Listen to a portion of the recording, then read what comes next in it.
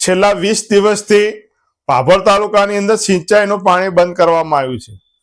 હું સરકારશ્રીને વિનંતી કરું છું, મુખ્યમંત્રીને વિનંતી કરું છું કે આ વાવની પેટા ચૂંટણી વખતે તમે સૌએ ભાભર તાલુકાના ગામડે ગામડે આપણા મંત્રીઓ આગેવાનો ભેગા થઈને કહ્યું હતું કે આ વખતે એક વખત ભાજપને વોટ આપો, તમારો વિકાસ થશે।